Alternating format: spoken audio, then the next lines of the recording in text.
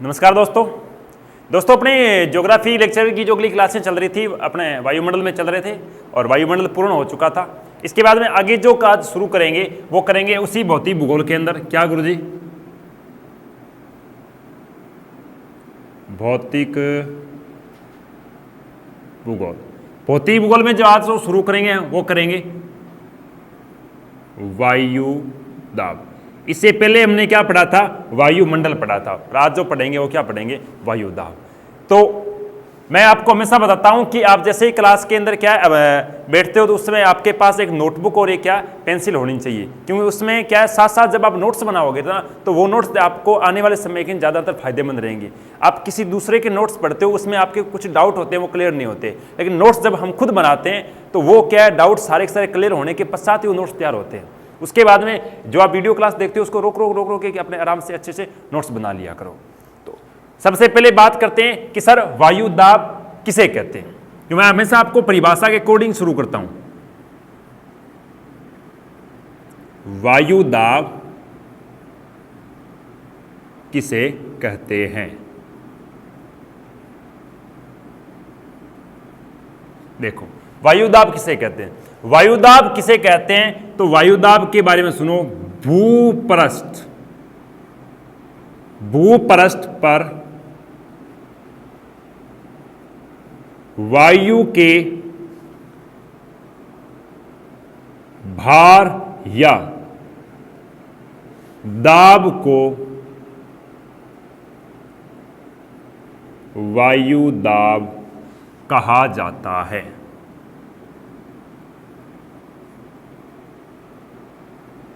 क्या लिखा मैंने? वायु दाब किसे कहते हैं, इसका मतलब भूमि के ऊपर किसी वायु के तो कह सकते हैं वजन या फिर वायु के दाब या भार को क्या कहा जाता है? वायु दाब कहा जाता है।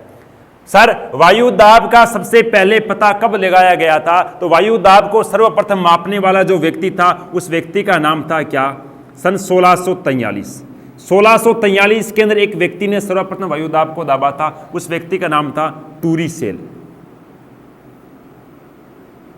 इस टूरीसेल नामक व्यक्ति ने सर्वप्रथम क्या गुरुजी? सन 1643 में वायु दाब को मापा था कि वायु के अंदर वजन होता है जिस वजह से पृथ्वी पर क्या दाब पड़ता है तो कभी क्या करता है? भार पड़ता है। ये बात सबसे पहले किसने बताई थी? 1643 में टूरीसेल नामक एक व्यक्ति ने बताई थी कि वायु के अंदर भी भार होता है, वायु के अंदर भी क्या होता है? दाब होता है। इसके बाद में आगे की ओर चलते हैं। वो क्या आता है? बात ये आती है कि सर वायु दाब सर्वाधिक कहां पर पाया जाता है? तो वायु दाब है, वायु दाब सर्वाधिक जल भाग पर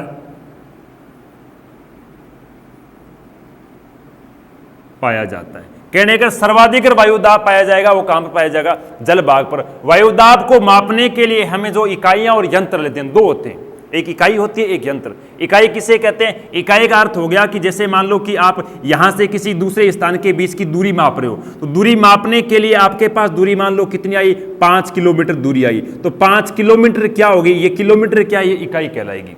आपने ये दूरी किसके माध्यम से मापी? आपने मान लो किसी एक फीता होता है, इस फीते के माध्यम से मापी, आपने किसी फुट्टे के माध्यम से मापी। वो फीता और फुट क्या कहलाएगा? वो कहलाएगा आपका यंत्र। इसका मतलब इकाई किसे कहते हैं? जो आपके सामने जो संख्या आई वो इकाई होगी, और जो क्या जिस इस इकाई का आपने किससे प्रयोग लिया, इकाई आई किसके माध्यम से? तो वो आई इस यंत्र के माध्यम से। तो कहने का बात क्या आती है कि वायु दाब मापने के लिए हम किस इकाई का या फिर किस यंत्र का उपयोग लेते हैं? तो पहले बताता हूं आपको यंत्र। वायु दाब को मापने के लिए जिस यंत्र का उपयोग लिया जाता है उसे क्या कहते हैं? उसे कहते हैं बैरोमीटर। नीचे ले लेता हूं, क्या कहते हैं? बैरोमीटर कहा जाता है। ध्यान रखना, वायुदाब मापी यंत्र को क्या कहते हैं? बैरोमीटर। इसकी इकाई को क्या कहा जाता है? तो इसकी इकाई को कहते हैं, या तो कह दो इंच, क्या कह दो? इंच। इंच के बाद में दूसरी इसकी इकाई होती है, वो होती है सेमी, और सेमी के बाद में जो इकाई आती है वो आती है मिलीबार। क्या आती है? मिलीबार। कहने का अर्थ वायुदाब मापी इकाई को क्या कहते हैं? मिलीबार, इंच या सेमी कहते हैं, और इसके यंत्र को क्या कहते हैं? बैरोमीटर कहते हैं। सर्वाधिक वायुदाब कहां पाया जाता है? जलभाग के अंदर पाया जाता है। अपने समुद्र के अंदर सर्वाधिक जलभाग वायुदाब पाया जाता है, वो हो जाए 1013 पॉइंट कितने?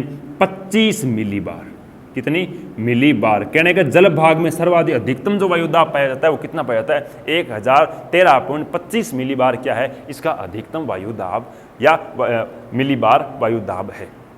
बात करते हैं कि किन किन स्थानों पर वायुदाब उच्च पाया जाता है, किन किन स्थानों पर वायुदाब निम्न पाया जाता है। इन वायुदाब को उच्च और निम्न अलग अलग भागों में प्रभावित या फिर क्या विभाजित करने वाले कौन कौन से कारक है? तो आप इसका स्क्रीनशॉट लो, इसके बाद मैं आगे की ओर बढ़ता हूं। देखो, बात आती है वायुदाब को प्रभावित करने वाले कारक, कि वायुदाब को कौन कौन से कारक हैं जो प्रभावित करते हैं।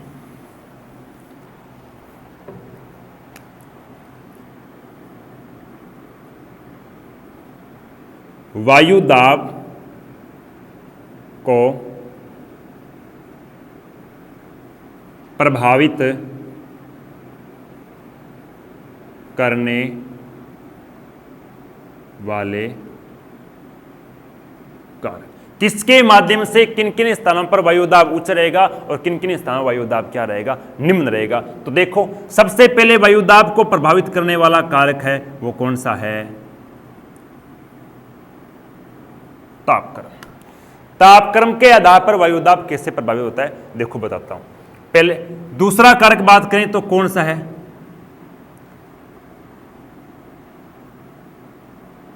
स्थल भाग से ऊंचाई पर जाने के पश्चात। तीसरी बात करें तो क्या है? पृथ्वी की घूर्णन गति। इनके आधार पर वायुदाब कैसे प्रभावित होता है, कैसे उच्च होता है और कैसे निम्न होता है। सबसे पहले बात करते हैं तापक्रम की। तापक्रम के आधार पर वायुदाब कैसे प्रभावित होता है? तो आप देखो कि मान लो ये है अपनी पृथ्वी, ठीक है। इस पृथ्वी के ऊपर यह है भूमध्य रेखा और यह है 23.5 डिग्री। कितने डिग्री? 23.5 डिग्री। कौन से गोलार्ध की? नॉर्थ उत्तरी गोलार्ध की। ये कितनी डिग्री है? 23.5 डिग्री दक्षिणी गोलार्ध की। अब देखो, 0 डिग्री भूमध्य रेखा के पास सूर्य की किरणें सीधी पड़ रही है और यहां पर 0 डिग्री के आसपास क्या है? जलभाग है। क्या है? जलभाग। जैसे ही क्या है सूर्य की किरणें सीधी पड़ेगी, इसका मतलब जलभाग क्या करेगा? गर्म होगा। जलभाग गर्म होगा, इसका मतलब जल है वो किसके रूप में बदलेगा? वाष्प के रूप में। वाष्प के रूप में बदलने के बाद में हवा है, हवाएं कैसी हो जाएगी? क्यों? हवा के साथ कौन क्या मिल गया? पानी मिल गया, वाष्प मिल गया, जलवाष्प। क्या मिल गया? जलवाष्प। जैसे सूर्य की गर्मी बढ़ने के बाद जो समुद्र का जो जल भाग था वो क्या हुआ? गर्म हुआ, और गर्म होने के बाद में क्या ये पानी उबल कर मतलब वाष्प के रूप बदल गया। वाष्प के रूप बदलने के बाद में वो हवा के साथ क्या मिल गया? जलवाष्प। और जलवाष्प मिलने के बाद में जो हवाएं सीधी तीव्र गति से दौड़ रही थी वो हवा क्या होगी? भारी। और भारी होने के बाद में वो हवाएं क्या समुद्र से ऊपर उठने के बजाय समुद्र क्या आ गई? पास आ गई। और पास आने के बजाय वो समुद्र पर मतलब पानी पर क्या दे रही है? दाब दे रही है। इसका मतलब भूमध्य रेखा के पास जिन स्थान पर सूर्य की गर्मी उच्च होगी और अगर वो भाग कौन सा हो? जल हो, तो वहां पर सर्वाधिक हवाएं वो क्या? भारी। इसका मतलब वहां पर वायुदाब क्या रहता है? उच्च रहता है। ये इसको किसने प्रभावित किया? तापमान को। अगर यहां पर सूर्य गर्मी क्या है? उच्च नहीं होती तो जल भाग है कभी गर्म नहीं होता, ठंडा रहता। ठंडा रहता इसका मतलब वो हवाएं क्या है? इतनी भारी नहीं होती, इतना वायुदाब उच्च नहीं होता जितना ये सूर्य की गर्मी की वजह से हुआ। चलो दूसरा बताता हूं इसके अंदर। मान लो सूर्य की किरणें 0 डिग्री के बजाय कहां पर गिर रही है? 23.5 डिग्री उत्तरी गोलार्ध में गिर रही है। उत्तरी गोलार्ध में गिर रही है। यहां पर भाग कौन सा है? मैं जल भाग की बजाय कौन से भाग की चर्चा कर रहा हूं? स्थल भाग। स्थल भाग के ऊपर सूर्य गर्मी बढ़ने के कारण क्या है? यहां पर जो हवा के थोड़ी बहुत नमी थी, वो सूर्य की गर्मी की वजह से वो नमी सारी सारी कहाँ पर आके गिर गई, पृथ्वी के ऊपर आके गिर गई, जिस वजह से स्थल भाग धीरे धीरे और गर्म होता गया। हवा जिसके जलवाष्प मिला था वो जलवाष्प अलग हो गया, अलग होने की वजह से हवाएं क्या होगी, हल्की होगी। हल्की होने के बाद हवा कैसी होगी, गर्म। कैसी होगी, गर्म। और गर्म हवा हमेशा आपको पता है तीव्र गति से दौड़ती है, तीव्र गति से दौड़ती है। और वो गर्म हवा कभी पृथ्वी के पास आने के बजाय क्या करेगी, पृथ्वी से ऊपर उठ जाएगी, ऊपर उठ जाएगी। इसका मतलब पृथ्वी के ऊपर हवा का कोई वजन नहीं है, हवा का वजन नहीं है। इसका मतलब इस भाग पर पृथ्वी हवा का क्या नहीं है, दाब नहीं है। किस वजह से, जिस स्थान पर स्थल भाग होगा, स्थल भाग पर सूर्य की गर्मी बढ़ेगी तो वहां पर हवा के साथ जो तत्व मिले वो तत्व क्या हो जाए, अलग। अलग होने की वजह से हवा है, वो हवा उस स्थान पर कभी दाब नहीं देगी, वो उस स्थान पर वायु का दाब क्या रहेगा, निम्न रहेगा। इसका मतलब इस जल भाग पर वायु का उच्च दाब हुआ और इस स्थान पर वायु का निम्न दाब हुआ। इन दोनों को अलग अलग आधार पर हमने किसके आधार पर पता किया, हमने आधार पर पता किया तापक्रम के आधार पर। इसका मतलब तापमान के आधार पर क्या होता है, वायु दाब उच्च और निम्न होता है, पहली बात। दूसरी बात करते हैं, क्या ऊंचाई पर जाने के बाद में वायु दाब उच्च होता है या निम्न होता है। देखो ये तो पढ़ा है, चलो मैंने पिछले वायुमंडल वाले टॉपिक के अंदर बताया था, उसको आप थोड़ा सा देखना बैक करके। क्या है, जैसे मैंने बताया था कि वायुमंडल के हम क्या करें, पृथ्वी से क्या करते हैं, ऊपर की ओर जाते हैं तो तापमान में क्या होती है, तापमान में क्या होती है, कमी होती है। क्यों, क्योंकि ऊपर क्या है, सर्वाधिक नमी पाई जाती है। अब देखो पृथ्वी के पास जो वायु होगी वो भारी होगी, वही पृथ्वी वजन देगी। अब मैं क्या है, जैसे इस मार्कर को है, इस मार्कर को क्या पृथ्वी के ऊपर गिराऊंगा तब पृथ्वी को पता चलेगा कि मेरे ऊपर कोई वजन आके गिरा है। इस मार्कर को मैं यहां रख रहा, यहां पर क्या है, किसी दूसरे कोई आधार के माध्यम लटका रहा हूं, मतलब इसको ऊपर पृथ्वी पर मतलब स्पर्श नहीं कर रहा हूं, तो पृथ्वी को कैसे चले पता चलेगा इस मार्कर के वजन है या फिर मतलब हल्का है या फिर भारी है, कैसे पता चलेगा, क्योंकि इसके ऊपर टच ही नहीं कर रहा है। आपके कंधों पर मैं अगर 2 किलो 5 किलो 50 किलो अगर वजन रखूंगा तब जाके आपको पता चलेगा कि रील के अंदर, इस बोरी के अंदर, इस कट्टे के अंदर, इस वस्तु के अंदर कितना वजन है। लेकिन वो कट्टा है वो आपके कंधों के ऊपर की बजाय मैं साइड में रख रहा हूं, तो आपको कैसे पता चलेगा कि इसके अंदर कितना वजन है। तो आप जैसे जैसे ऊपर की ओर जाओगे हवा ऊपर की ओर उठती जाएगी, इसका मतलब पृथ्वी के ऊपर क्या करेगा, वायु का दाब क्या हो जाएगा, निम्न। तो कहने का आप जैसे स्थल भाग से ऊपर की ओर उठोगे तो वायु के दाब के अंदर क्या आएगी, कमी आएगी। एक छोटा सा उदाहरण देता हूं, अगर आप किसान परिवार से हो तो शायद तक आपने कभी खेत के अंदर गए होंगे, खेतों के अंदर गए होंगे, इस राजस्थान के टिब्बों वाले खेतों में जब खेतों के अंदर गए होंगे तो आप क्या करते हो, रास्ते में रात के समय चलते चलते कभी क्या बीच वाले टिब्बे पर चढ़ते हो, आप ऊपर टिब्बे के ऊपर चढ़ते हो, तो बीच में जब आप क्या जो टिब्बे से नीचे वाली जो जगह थी उस जगह पर आप गए तो आपको हवाएं ठंडी मिल रही थी। जैसे जैसे क्या आप टिब्बे की तरफ ऊपर की तरफ चढ़े तो वहां हवाएं आपको कैसी लगने लगी, गर्म आने लग गई। क्यों, क्योंकि हवा भारी थी और भारी हवा हमेशा कैसी, ठंडी ठंडी हवा में कैसे होगी, नीचे की तरफ होगी। जैसे आप टिब्बे के ऊपर की तरफ चढ़ते गए तो हवाएं कैसे हल्की, क्यों हल्की हवाएं हमेशा क्या होती है, ऊपर की ओर होती है। आपने देखे होंगे किसान लोग अपने जो ढाणियां वगैरह बनाते हैं वो कभी क्या है कि टिब्बे के ऊपर बनाते हैं, टिब्बे के नीचे वाले स्थान पर बनाते हैं, क्योंकि नीचे वाले स्थान पर सर्दी में सर्वाधिक क्या होती है, उच्च सर्दी होती है, और टिब्बे वाले स्थान पर क्या होती है, हवाएं गर्म होती है, इस वजह से वहां पर क्या होती है, थोड़ी सर्दी कम होती है। क्यों, क्योंकि जैसे जैसे आप पृथ्वी से ऊपर की ओर जाओगे तो तापमान के अंदर क्या आएगी, कमी आएगी, तापमान में कमी आएगी, लेकिन हवाएं कैसी होगी, हल्की होगी। इसका मतलब ऊंचाई पर जाने के बाद जो वायु दाब होता है वो क्या होता है, निम्न होता है। दूसरी तीसरी बात करते हैं पृथ्वी की घूर्णन गति। पृथ्वी की घूर्णन गति के आधार पर वायु दाब उच्च होता है या फिर निम्न, ये इसको प्रभावित करता है या नहीं करता है। जैसे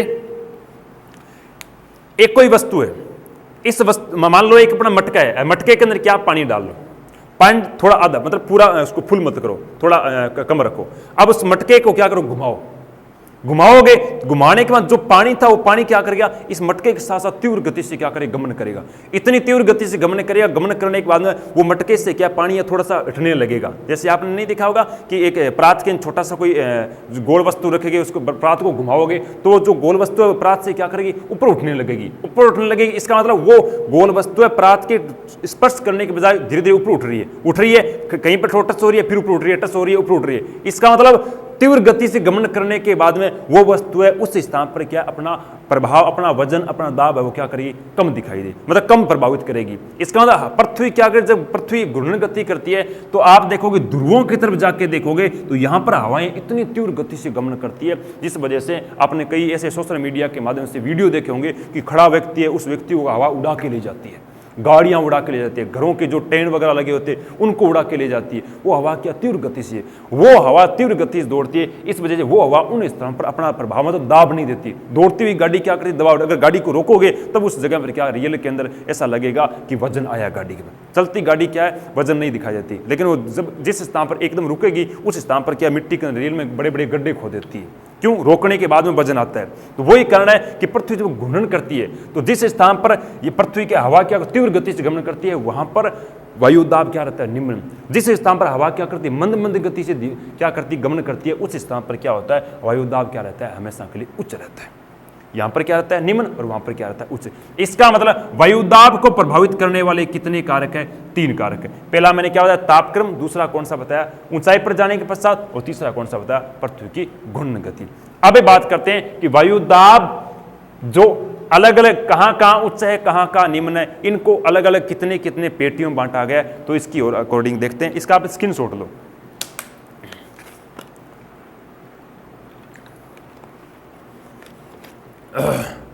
देखो,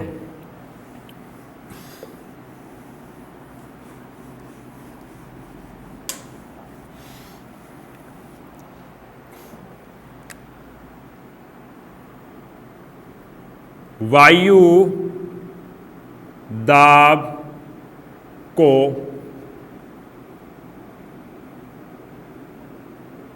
तापमान व पृथ्वी की घूर्णन गति के आधार पर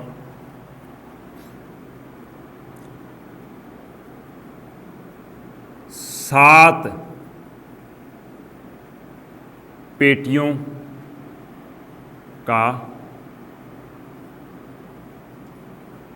निर्धारण किया गया है। कहने कर जो हम पेटियों का निर्माण करेंगे वो किसके आधार पर करेंगे, या तो तापमान के आधार पर, या फिर किसके आधार पर करेंगे, पृथ्वी की घूर्णन गति के आधार पर। जिन पेटियों का निर्माण या फिर जिन पेटियों का आधार हम तापमान के आधार पर करेंगे वो पेटियां कहलाएगी तापजन्य पेटी। जिन पेटियों का निर्धारण हम किसके आधार पर करेंगे, पृथ्वी की घूर्णन गति के आधार पर करेंगे, वो पेटियां कौन सी कहलाएगी, गतिजन्य पेटियां कहलाएंगी। कौन सी पेटियां कहलाएगी, गतिजन्य पेटी कहलाएगी। तो देखो,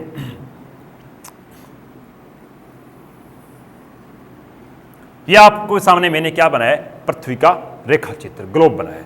इसके अंदर देखोगे तो यह है उत्तरी दिशा, यह है दक्षिण साउथ, यह है वेस्ट, यह कौन सी है, ईस्ट। अब देखो, यह है आपकी 0 डिग्री। 0 डिग्री के ऊपर मैंने बताया कि सूर्य का तापमान क्या रहता है, उच्च रहता है। क्या रहता है, सूर्य का तापमान उच्च रहता है। और सूर्य का तापमान उच्च रहने के कारण इस रेखा का नाम क्या है, इस रेखा का नाम है भूमध्य रेखा। भूमध्य रेखा। तो 0 डिग्री रेखा के पास सूर्य का तापमान क्या रहता है, उच्च। तापमान उच्च रहने के कारण यहां पर वायुदाब है वो स्थल भाग पर क्या रहता है, निम्न, और जल भाग पर क्या रहता है, उच्च। लेकिन जल भाग पर उच्च नहीं रहता है, क्योंकि यहां पर जैसे जलवाष्प आया, जलवाष्प आने के बाद तुरंत क्या कर जाता है, वर्षा हो जाती है। इसका मतलब सूर्य के तापमान उच्च होने की वजह से यहां पर जिस पेटी का निर्माण होता है वो कौन सी पेटी कहलाएगी, वो कहलाएगी तापजन्य पेटी। कौन सी पेटी कहलाएगी, तापजन्य पेटी। देखो, इसका मतलब यहां पर वायु का दाब कैसा रहता है, निम्न रहता है। तो इस पेटी को क्या कहेंगे, इस पेटी को कहेंगे भूमध्य रेखीय निम्न वायुदाब पेटी। देखो, पहली कौन सी पेटी बनी, भूमध्य रेखीय निम्न वायुदाब। इस पेटी को क्या कहा आपने, तापजन्य पेटी। तो सर, इस पेटी का निर्माण सूर्य के तापमान से हुआ है। इस पेटी का विस्तार कहां से कहां तक है, तो इसका विस्तार है, ध्यान रखना, उत्तरी गोलार्ध। ये उत्तरी गोलार्ध है। उत्तरी गोलार्ध में देखें तो 0 से 5 डिग्री उत्तरी गोलार्ध और 0 से 5 डिग्री क्या दक्षिणी गोलार्ध। कहने का इन 10 अक्षांशों के मध्य जिस पेटी का निर्माण होता है उसे हम क्या कहते हैं, भूमध्य रेखीय निम्न वायुदाब पेटी। दूसरी जो पेटी बनती है वो क्या कि 23.5 डिग्री, कितने डिग्री 23.5 डिग्री पर सूर्य किरणें क्या रहती है, सीधी। तो कभी वहां पर सीधी आती है, कभी वहां पर तिरछी रहती है। इसका मतलब कितने 25 से लेकर गुरुजी कितने 30 डिग्री, 25 से लेकर 30 डिग्री कौन से गोलार्ध, नॉर्थ गोलार्ध। 25 से 30 डिग्री कौन से, नॉर्थ गोलार्ध। ये सेम की सेम अवस्था किधर, 25 से 30 दक्षिणी गोलार्ध के अंदर, 25 से 30 डिग्री, सॉरी 25 से, वो नॉर्थ था, ये कौन सा आ गया, साउथ। इसके बाद हम बात करें तो किसकी बात आती है, 60 से 65 डिग्री, कितने डिग्री 60 से 65, ये 60 से 65 नॉर्थ आ गई, और ये 60 से 65 क्या आ गया, ये आ गया आपका 60 से 65, ये आ गया साउथ। ये देखो, उसके बाद हम बात करते हैं कितनी, हम बात करते हैं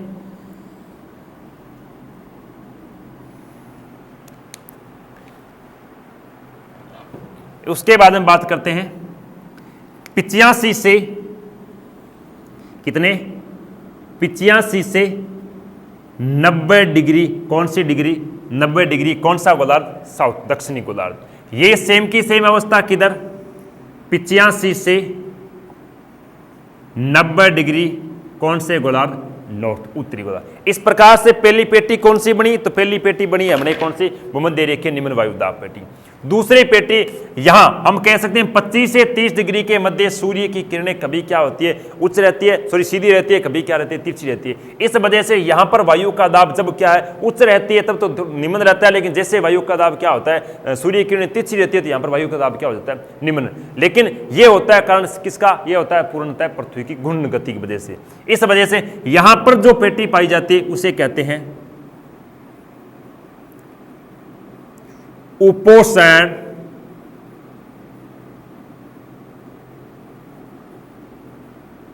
कटिबंधीय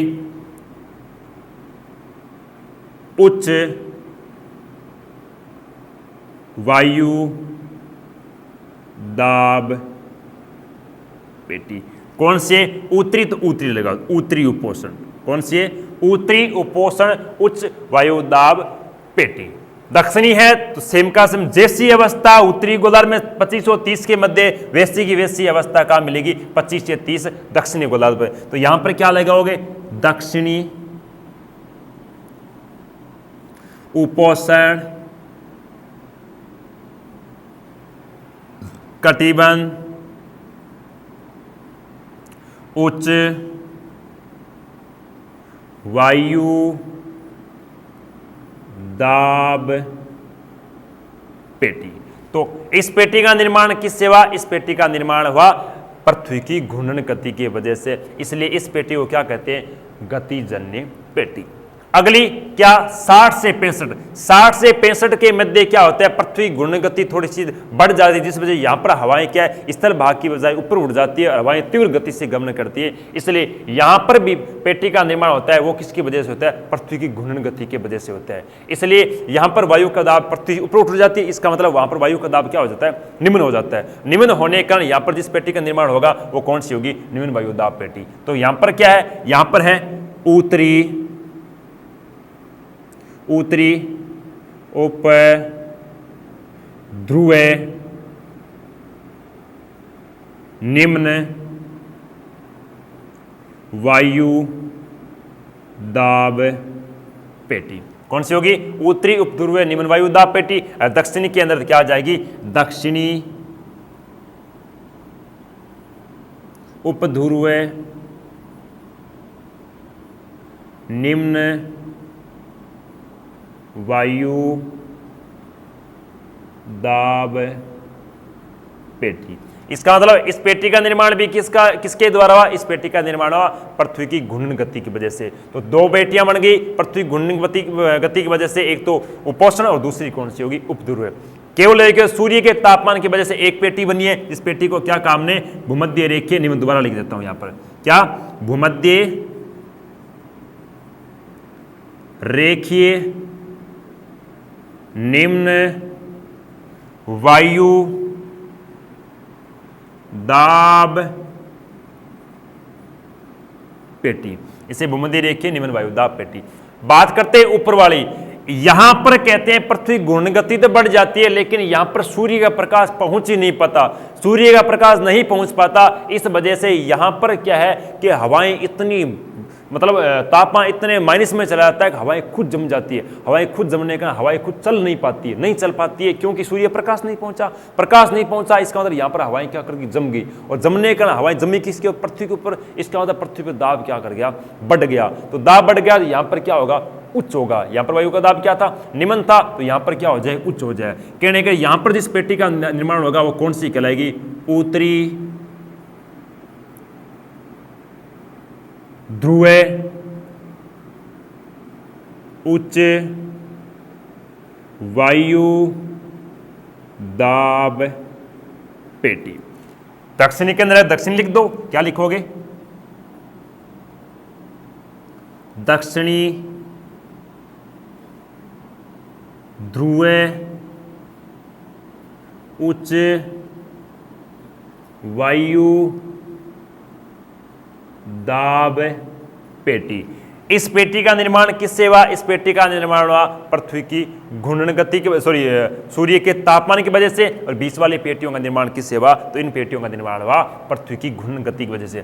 कितनी पेटियों को गुरुजी क्या है, गतिजन्य पेटी कहा जाता है, तो देखो कौन कौन सी, ये जो 4 पेटियां हैं आपके सामने दिखाई दे रही है, एक होगी उत्तरी उपध्रुव और दूसरी होगी उत्तरी उपोषण उच्च वायुदाब। ये जो 4 पेटियां, 2 दक्षिण वाली 2 उत्तर वाली, इन पेटियों का निर्माण हुआ है पृथ्वी की, क्या गुरुजी, पृथ्वी की घूर्णन गति के द्वारा, गति के द्वारा। इस कारण इन्हें क्या कहा जाता है, गतिजन्य पेटी कहा जाता है। क्या कहा जाता है, गतिजन्य पेटी कहा जाता है। इसके बाद में कौन सी, एक होगी आपके 85 से 90 वाली, एक होगी आपकी कौन सी 0 डिग्री वाली, और एक होगी वापस दक्षिण के अंदर 85-90 वाली। इस पेटी का निर्माण हुआ है सूर्य के तापमान की वजह से। इसका निर्माण किससे हुआ है, सूर्य के तापक्रम के माध्यम से।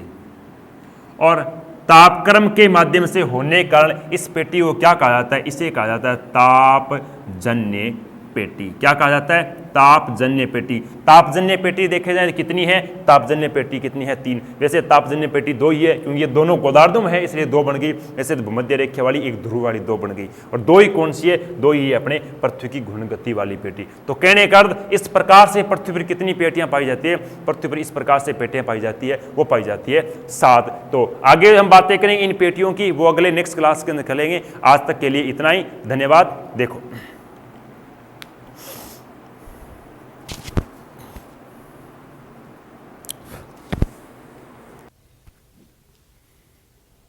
नमस्कार साथियों, अपनी जो क्लासें चल रही थी ज्योग्राफी की, उन क्लासों के अंदर आज हम पिछली क्लास में हमने थोड़ा सा देखा था कि वायुदाब की पेटियों का निर्धारण कर लिया था, वायुदाब की सामान्य बातें हैं वो हमने कर ली थी। आज इसके बाद में अगर नेक्स्ट कड़ी में अपने शुरू करते हैं, और थोड़ा सा कोरोना का कहर बढ़ रहा है, इसके अंदर घर पे रहें, सुरक्षित रहें।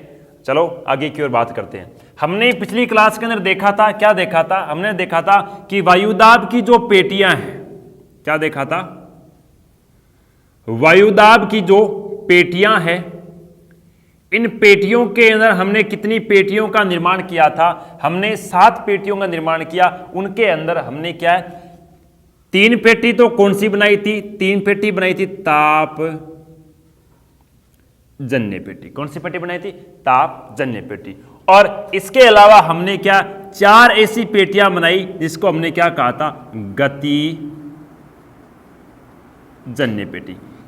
3 पेटियां कौन सी बनी, ताप कणिकर, इनका निर्माण या फिर इनकी उत्पत्ति हुई थी सूर्य के प्रकाश के माध्यम से, इसलिए इसे क्या कहा, तापजन्य पेटी। और 4 पेटियां ऐसी जो पृथ्वी की घूर्णन गति के द्वारा इनका निर्माण किया गया, इसलिए उन्हें क्या कहा, गतिजन्य पेटी। गतिजन्य पेटी कौन कौन सी है, तापजन्य पेटी कौन कौन सी है, तो जो आपको दिखाई दे रही है, एक तो कितने 25 से 30 डिग्री उत्तरी गोलार्ध, 25 से 30 डिग्री दक्षिणी गोलार्ध। इसके अलावा दूसरी बात करें 60 से 65 डिग्री उत्तरी गोलार्ध, 60 से 65 डिग्री दक्षिणी गोलार्ध। ये दो पेटियां उत्तरी गोलार्ध में हैं और दो पेटियां कौन सी गोलार्ध में, दक्षिणी गोलार्ध में। ये चारों की चारों पेटियां कौन सी है, गतिजन्य पेटी। तापजन्य पेटी की बात करें तो एक तो 0 से 5 डिग्री उत्तरी और 0 से 5 डिग्री दक्षिण, जो 10 अक्षांशों के मध्य फैली हुई है, ये भूमध्य रेखा वाली, और एक कौन सी उत्तरी ध्रुव है और एक कौन सी दक्षिण ध्रुव है। इन पेटियों का निर्धारण हुआ था सूर्य के प्रकाश के माध्यम से, इसलिए इन तीनों पेटियों को क्या कहा गया, इन तीनों पेटियों को कहा गया तापजन्य पेटी। वैसे मुख्यतः पेटियां कितनी है, मुख्यतः पेटियां ध्यान रखना आपके दिख रही है, एक भूमध्य रेखा वाली 1, 2, 3 और 4, ये तो दोनों गोलार्धों के अलग अलग दो भागों में डिवाइड किए गए। मुख्यतः ध्यान रखना पृथ्वी पर कितनी पेटियों का निर्धारण किया गया है, तो 4 ही पेटियों का निर्धारण किया गया है। इसके अंदर बात करें तो अपने बात चलती है सबसे पहले क्या, जो भूमध्य रेखीय निम्न वायुदाब पेटी है, इन पेटियों की विशेषताएं हैं। तो विशेषता के अंदर अकॉर्डिंग तो हम सबसे पहले किसकी विशेषता पर चर्चा करते हैं। देखो पहली पेटी नाम क्या है, भूमध्य रेखीय निम्न वायु दाब पेटी। भूमध्य रेखीय निम्न वायु दाब पेटी की अगर विशेषता की बात करें तो इस पेटी पर सबसे पहली बात तो तापमान क्या रहता है, हमेशा के लिए तापमान रहता है उच्च। तापमान उच्च रहने के कारण यहां पर जो जल भाग है वो सर्वाधिक क्या होता है, गर्म, और गर्म होने के कारण जो हवाएं होती है वो हवाएं क्या होती है, हवाओं के साथ सर्वाधिक क्या मिल जाता है, जलवाष्प मिल जाता है। क्या मिल जाता है, जलवाष्प। कहने कर यहां पर सूर्य की गर्मी क्या रहती है, उच्च, और सूर्य की गर्मी उच्च रहने कर जो जल भाग है वो जल भाग क्या होता है, सर्वाधिक गर्म। गर्म होकर पानी क्या वाष्प के रूप में बदलता है, वाष्प के रूप में बदलने के कारण वाष्प सर्वाधिक हवा के साथ मिल जाता है, और हवा के साथ मिलने के कारण हवाएं क्या हो जाती है, मंद गति से, मतलब हवाएं धीमी धीमी गति से चलती है। तो इसका कारण यहां पर कहने कर बात यह होगी कि इस पेटी में हवाएं चलती ही नहीं है, हवाएं नहीं चलती है। इस कारण इस पेटी को क्या कहा जाता है, इस पेटी को कहा जाता है शांत पेटी। क्या कहा जाता है, शांत पेटी। और शांत पेटी को कहा गया है डोलड्रम पेटी। क्या कहा गया, डोलड्रम पेटी। किस पेटी को शांत पेटी कहते हैं, भूमध्य रेखीय या फिर विषुवत रेखीय निम्न वायुदाब पेटी। किस पेटी को क्या, डोलड्रम या फिर शांत पेटी। तो इसी क्यों कहा गया है, क्योंकि यहाँ पर हवाएं बहुत ही मंद गति से चलती है, इस कारण इस पेटी को क्या कहते हैं, शांत पेटी कहते हैं। दूसरी बात ये आती है, तो गुरुजी ये पेटी में शांत मतलब हवाएं नीचे नीचे ही चलती है, शांत मतलब धीमी गति से, या फिर ऊपर जाने के बाद में शांत चलती है, नहीं, केवल और केवल कितनी 3 से 4 किलोमीटर की ऊंचाई तक ये पेटी क्या रहती है, शांत रहती है। इसके बाद में ये पेटी वापस पुनः क्या हो जाती है, पुनः ये पेटी सक्रिय हो जाती है। तो ज्यादा अंतर इन्हीं बातों से क्वेश्चन पूछा जाता है कि डोलड्रम पेटी किसे कहा जाता है, हम कह सकते हैं भूमध्य रेखीय निम्न वायुदाब पेटी को। शांत पेटी किसे कहते हैं, इसी पेटी के। किस पेटी में तापमान उच्च रहता है, भूमध्य रेखीय निम्न वायुदाब पेटी में। किस पेटी पर हमेशा वर्षा होती रहती है, क्योंकि यहां पर जलवाष्प अधिक होता है, इसका मतलब इस पेटी पर क्या है, सदा ही गुरुजी क्या होती है, वर्षा होती है। तो सर्वाधिक वर्षा वाली पेटी भी कौन सी है, तो हम कह सकते हैं भूमध्य रेखीय निम्न वायुदाब पेटी। ये क्वेश्चन किस पेटी से बने थे, हमने भूमध्य रेखीय निम्न वायुदाब पेटी से बने थे। अगली बात करते हैं किस पेटी की, वो आती है अपने अगली 2 नंबर पे जो पेटी आ रही है उसका नाम है उपोष्ण उच्च वायु दाब पेटी, जो आपको दिखाई दे रहे, एक उत्तरी गोलार्ध में और एक दक्षिणी गोलार्ध में। इस पेटी का विस्तार कहां से कहां तक है, तो इस पेटी का विस्तार है 25 डिग्री उत्तरी अक्षांश से 25 डिग्री क्या, सॉरी 30 डिग्री उत्तरी अक्षांश, और दक्षिणी केंद्र भी क्या है 25 डिग्री दक्षिणी अक्षांश से 30 डिग्री दक्षिणी अक्षांश के मध्य। तो कहने का 5 अक्षांशों के मध्य इसका क्या है, विस्तार है। इस पेटी का जो निर्माण हुआ है, इस पेटी का जो निर्माण हुआ है वो है पृथ्वी की घूर्णन गति के कारण। किसके कारण हुआ है, घूर्णन गति के कारण हुआ है, इसलिए इस पेटी को क्या कहा जाता है, गतिजन्य पेटी भी कहा जाता है। नेक्स्ट अगर इसकी बात करें तो गुरुजी इस पेटी के अंदर मात्र 2 माह, कौन से 2 माह को छोड़कर, कौन से शीतकाल वाले, मात्र 2 माह को छोड़कर शीतकाल वाले, बाकी कितने 10 माह तक इस पेटी में क्या रहती है, गर्म तापमान क्या रहता है, उच्च रहता है। क्या रहता है, तापमान उच्च रहता है। इस कारण इस पेटी में क्या है, हवाएं है वो क्या करती है, थोड़ी तीव्र गति से, थोड़ी थोड़ी मतलब ज़्यादा नहीं, जितनी आगे की बात करें थोड़ी क्या है, तीव्र गति से चलना प्रारंभ करती है। तो कहने का अर्थ इस पेटी के अंदर तापमान क्या है, मात्र 2 माह को छोड़कर बाकी 10 महीने तक तापमान क्या रहता है, यहाँ पर उच्च रहता है। अगली बात करते हैं तीसरी विशेषता की। तो इस कारण तापमान उच्च रहने के कारण इस पेटी में जो पेटी का आसमान है, कहने का आकाश है, वो आकाश क्या रहता है, साफ रहता है। क्या रहता है, साफ। मात्र और मात्र वर्षा ऋतु को छोड़कर बाकी यहाँ पर आसमान क्या रहता है, साफ। कहने का इस पेटी के ऊपर आसमान में न तो क्या पाए जाते हैं, मेघ मतलब बादल बहुत ही कम मात्रा में पाए जाते हैं, इसलिए मेघ रहित पेटी भी हम किस पेटी को कहते हैं, उत्तरी उपोष्ण उच्च वायुदाब पेटी को। किस पेटी का आसमान मतलब अपना जो आकाश है वो साफ रहता है, तो उपोष्ण उच्च वायुदाब पेटी से उत्तरी हो चाहे दक्षिणी हो। अगली अगर विशेषता की बात करें तो कहते हैं इस पेटी का निर्माण हुआ है, इस पेटी की उत्पत्ति है पृथ्वी की घूर्णन गति से। तो पृथ्वी की घूर्णन गति से, पृथ्वी की घूर्णन गति से पेटियों के निर्माण, वायु के उच्च या निम्न दाब की सर्वप्रथम खोज करने वाला जो व्यक्ति था, उस व्यक्ति का नाम क्या था, उस व्यक्ति का नाम था कोरियोलिंस। फ्रांसीसी भूगोलवेत्ता था। कहां का था, फ्रांसीसी भूगोलवेत्ता था एक। इस फ्रांसीसी भूगोलवेत्ता का नाम था कोरियोलिंस। कोरियोलिंस। इस कोरियोलिंस ने क्या किया, सन 1844 में 1844 में सर्वप्रथम पता किया कि पृथ्वी की घूर्णन गति के माध्यम से भी किसकी उत्पत्ति होती है, पृथ्वी घूर्णन गति के माध्यम से भी हम वायु के उच्च और निम्न दाब का पता लगता है। इस कारण क्या कहा गया कि इस पेटी को गतिजन्य पेटी भी कहा जाता है। तो इस बात का सर्वप्रथम पता किसने लगाया, फ्रांसीसी भूगोलवेत्ता, नाम था कोरियोलिंस। इस कारण इन अक्षांशों को कोरियोलिंस अक्षांश भी कहा जाता है। क्या कहा जाता है, कोरियोलिंस अक्षांश भी कहा जाता है, या फिर इस पेटी को भी क्या है, कोरियोलिंस पेटी भी कहा जाता है। क्यों, क्योंकि इस पेटी का सर्वप्रथम खोज किसने की, फ्रांस का एक भूगोलवेत्ता था, नाम था कोरियोलिंस। कब की, 1844 में। इस वजह से इस पेटी को क्या कहते हैं, कोरियोलिंस कहते हैं। अगली बात करें 5 नंबर की विशेषता, तो इस बात आप स्क्रीनशॉट लो, आगे बढ़ता हूं। 5 नंबर की विशेषता बात करें, देखो 5 नंबर की विशेषता बात आती है तो प्राचीन समय के अंदर कहते हैं, यहां पर देश पड़ता है, एक देश का नाम है स्पेन, जो भूमध्य रेखा के समथिंग है। देश का नाम क्या है, स्पेन। स्पेन के ज्यादातर लोग हैं वो क्या करते थे, प्राचीन समय व्यापार किया करते थे। और वो व्यापार ज्यादातर किसका किया करते थे, वो व्यापार करते थे प्रायकर घोड़ों का, कि अपने देश की घोड़े वो अमेरिका, उत्तरी अमेरिका या दक्षिणी अमेरिका के देशों के अंदर क्या बेच के आया करते थे। अब क्या, उत्तरी अमेरिका कहाँ इन अक्षांशों से ऊपर पड़ेगा, और दक्षिणी अमेरिका वो भी क्या इन अक्षांशों के बीच में या फिर इनसे आगे पड़ेगा। तो ये स्पेन के जो लोग हैं वो क्या करते थे, अब आपको पता है कि सबसे पहले जो यातायात के साधनों में किसका विकास हुआ था, सबसे पहले तो वो हुआ था जलयान का। किसका हुआ था, जलयान। आप रामायण देखो, महाभारत देखो, उनके अंदर आपको नावें वगैरह मिल जाती है, लेकिन उनके अंदर आपको सड़क यातायात का कोई साधन नहीं मिलता, या फिर वायुयान के भी साधनों का कोई साधन नहीं मिलता। इसका सर्वप्रथम जो साधन आए थे वो कौन से मार्ग पर बहने वाले आए थे, जो जलयान के अंदर। अब ये लोग क्या है, इनके पास ऐसे था नहीं कि ट्रेन थी, ट्रेन के माध्यम से घोड़े लेके चले गए, नहीं, न इनके पास कोई और साधन थे जिनके माध्यम से क्या घोड़ों को उत्तरी अमेरिका वगैरह बेच आ गए। ये क्या है, जिस मार्ग से जाएंगे वो कौन सा मार्ग था, जल मार्ग। और जल मार्ग के अंदर घोड़ों को लेके जाएंगे तो वो किसमें, नौका, मतलब कहने का नाव के अंदर लेके जाएंगे।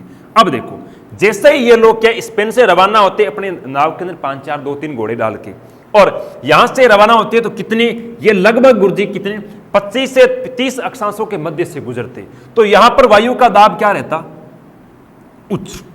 कितने, 25 से 30 अक्षांशों के मध्य से जैसे ये क्या करते अपने घोड़ों को लेकर उत्तरी अमेरिका की तरफ निकलते, तो यहां पर क्या रहता, वायु का दाब उच्च रहता।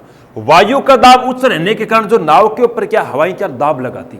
अब ऐसा था नहीं कि नावों के नीचे मोटर लगी होती थी, मोटर तो आज लगी है, आज धीरे धीरे क्या विकास हुआ है, लेकिन उस समय नाव ज़्यादातर क्या है, वो नाव चलाने वो आते होते उनसे चलाते थे। इस वजह से क्या ये बेचारे अपने हाथों से जैसे नाव को आगे की ओर धकेलते तो हवाएं क्या करती, इनको आगे धकेलने पर बाधा उत्पन्न करती, कहने कर इनको आगे नहीं बढ़ने देती, वो ऊपर से क्या लगाती, दबाव लगाती, जिस वजह से ये सोचते। और समुद्र के अंदर पता है प्रायकर चक्रवाती तूफान वगैरह आते रहते हैं, सुनामी वगैरह आती रहती है, तब ये सोचते कि थोड़े से समय के अंदर समुद्र उफान खाने वाला है, उफान खाने वाला है। इसका मतलब अगर समय के अनुसार हम आगे नहीं बढ़े तो 100% घोड़ों के साथ साथ हमें भी अपनी क्या जान गंवानी पड़ेगी।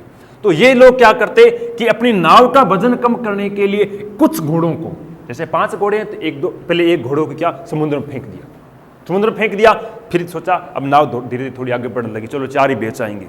फिर थोड़ा सोचा कि यार नाव तो फिर भी नहीं चल रही, फिर थोड़ा वजन और कम करने के लिए 1-2 घोड़े को और फेंक दिया।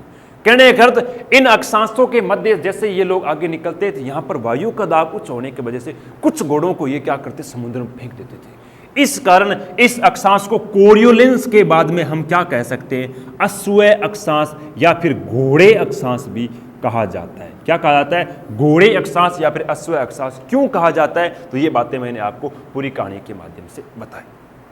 इसके बाद में आगे की ओर बढ़ते हैं। देखो